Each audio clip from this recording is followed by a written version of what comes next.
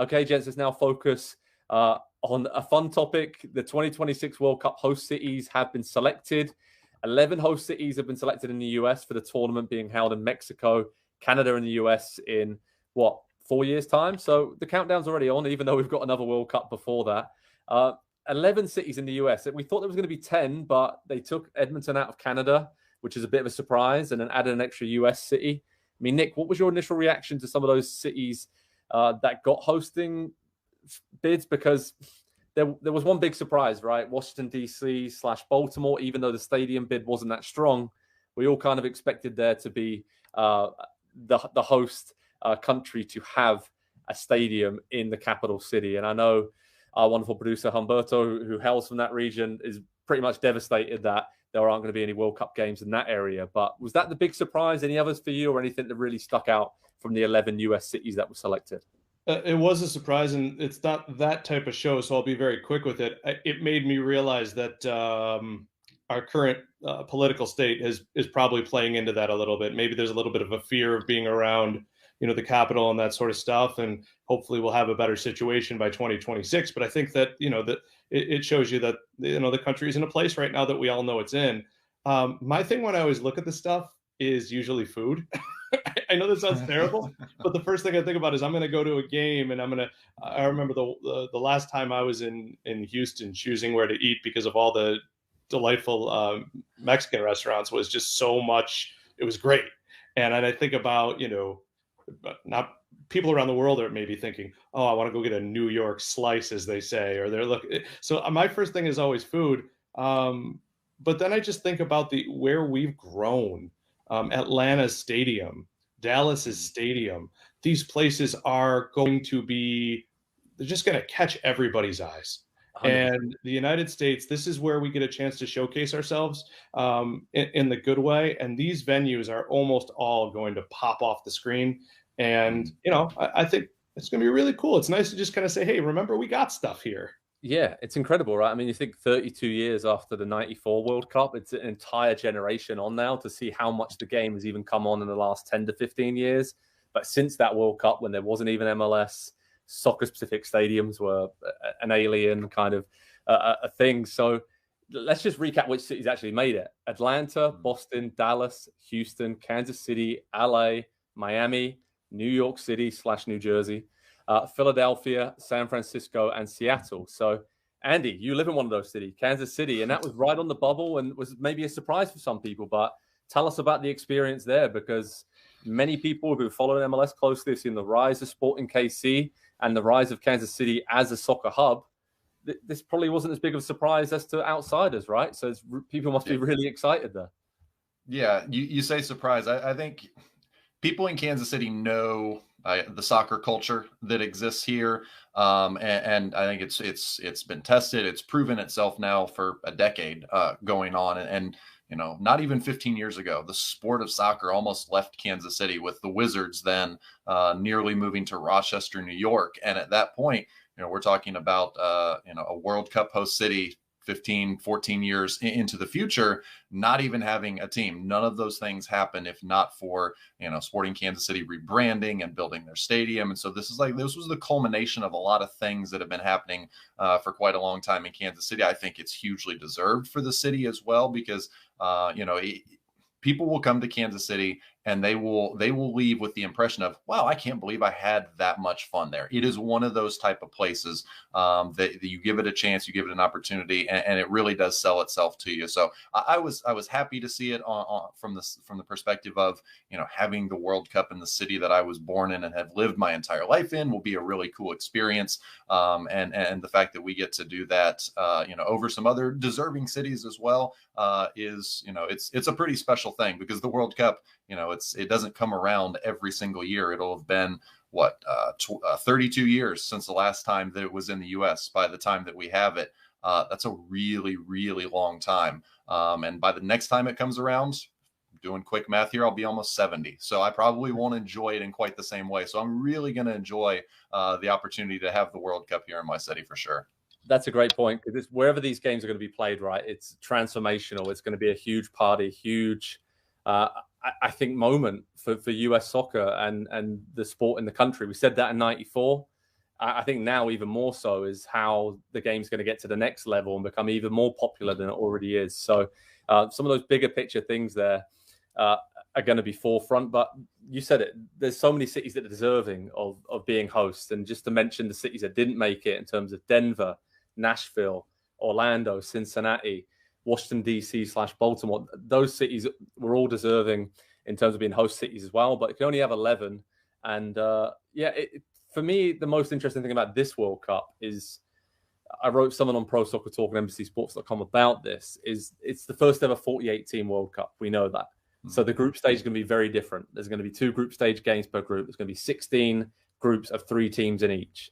So it's almost, when you look at the map of where the cities are, there's regional pods essentially that FIFA have set up. So Seattle and Vancouver, you'd think a couple of groups will be based there for the group stages and maybe the early knockout rounds. The same with San Francisco and LA. The same with Atlanta and Miami. And again, I know some of these cities are quite large distances, but I think it gives a really good opportunity for fans, from England or from Colombia, from wherever, if they go to a certain region of the States, play one game on a Thursday in San Francisco and then travel down the coast to LA for the next group game on a Sunday, they can experience so much, and it'll be such a great atmosphere traveling between those regions. They're going to have to do that. Otherwise, there's going to be huge amounts of travel cross country from, not going to have group games, I don't think, in Miami one day and then in Seattle for a few days later. That's not going to happen. So it was really interesting to me to kind of think about how it's going to work regionally. I think that played into a lot about host cities as well, and why certain cities were selected, especially in the Northeast with Philadelphia, Boston, and New York City, and Toronto as well. The kind of those areas up there, I think it's really easy to travel in between those cities, and there's huge population levels there as well. So it does make sense when you look at why FIFA has selected some of these venues. And I'm so excited. But let's have a go at what Nick mentioned earlier. Let's focus on food, infrastructure. Let's focus on nightlife and all that kind of stuff, the weather, the stadium. And let's rank these cities 11-1. Let's have a go at doing that. I did this and I got absolutely hammered for some of my selections. But I think there's probably 6 or 7 cities, right, that are sort of the front runners in terms of they definitely had to have World Cup games. And then the rest are kind of interchangeable. But Nick, is there any that really stand out to you? Because I had New York, New Jersey as number 1, and I think it's the front runner to host the World Cup final as well. Do you agree with that being right at the top of the list as a venue? I mean, it could be a great thing, I guess. I'm biased. Listen, as someone who lives in the only city in New York State that has a National Football League team, it's really kind of tricky to rate New York that high. No, listen, I think my number 1. I know it sounds goofy, but after watching all our coverage of the Super Bowl and all that, I do think that LA has a certain allure. When you talk about packing a punch and a venue and Hollywood and all that. So I'm going to put that as number 1. Also, I've never been there, so I kind of want to check it out. But I'll put LA over New York, and it has a World Cup memory as well, right? But I do think most people will be with you in New York. I'm the wrong guy to ask this too, and I think Andy might be a little bit like me. I like the upstarts. I want to go to Seattle. I want to go to KC. I like the smaller places. Yeah, I think I'm pretty lucky. I think I've actually been to 9 of these 11 cities that have been selected. So I kind of have an understanding of, and I think there's some really, really good ones. Kansas City, I love spending time there. Andy and I talk about this all the time. It's a really, really good, I think, outlier for people. It wouldn't be maybe the first place they'd say on the list of cities here. Oh, I'd really want to go to a game there. But I think people will walk away, probably like Philadelphia as well, being really surprised about the culture, how it's something uniquely different than some of these almost world cities, right? New York, LA, these places you could be in London, you could be in Paris. Obviously, there's slight differences, but these mega cities are always going to be great. But I think the great thing about this World Cup is Seattle, Kansas City, Houston, Philadelphia. These kind of places are going to get to showcase how great they are as cities on their own, but as soccer markets as well. But Andy, is there anywhere that really stands out to you as the number 1 city? Because the only reservation I have about LA being the final host is because they had it in 94, and I think maybe they'll spread it out to New York and have it on the East Coast. But then you factor in the weather, right? You're pretty much guaranteed good weather in LA compared to New York, New Jersey that time of the year. it may be difficult with storms and stuff. I don't know. I'm just chucking it out. Yeah. Here's one thing that I've not seen people talk about. The World Cup in the US and Mexico has the potential for the weather to be just as effective on the tournament itself as, say, Qatar this year. I mean, you go outside right now in Kansas City, it is oppressively hot and humid. It is disgusting out there right now. So I think that's something to factor in. And speaking of hot and humid, I would not be shocked if the final ends up in Miami, for the simple fact that all of the execs at FIFA, where do they want to hang out?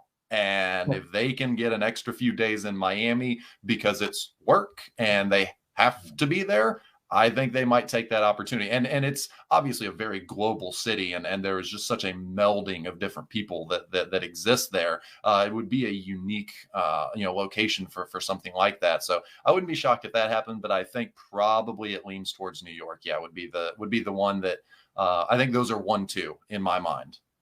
Yeah, that's a really good point. And let's not forget Philadelphia. It's going to be the 250th anniversary of the US during this World Cup, July 4th. Mm-hmm. There might be some latter stages of the World Cup games. Imagine the US plays England there. I'm just throwing that out around that time. That would be pretty cool in a World Cup quarterfinal or something. But so many great things. I've got my full ranking up on Pro Soccer Talk on NBCSports.com.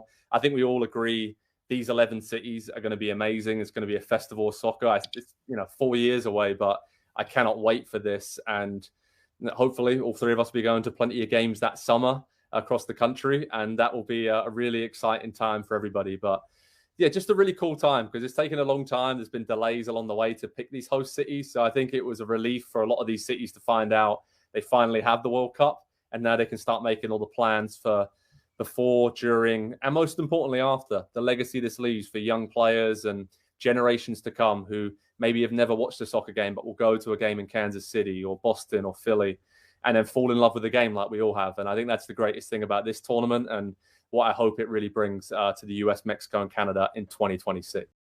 Hi there, I'm Rebecca Lowe, studio host for NBC's coverage of the Premier League. Don't forget to hit subscribe to watch highlights all season long, and be sure to tune in for Premier League mornings every weekend at 7 a.m. Eastern. And for even more content, head over to Peacock, where we've got live games, original series and a dedicated round-the-clock Premier League channel featuring studio shows, classic matches and much more.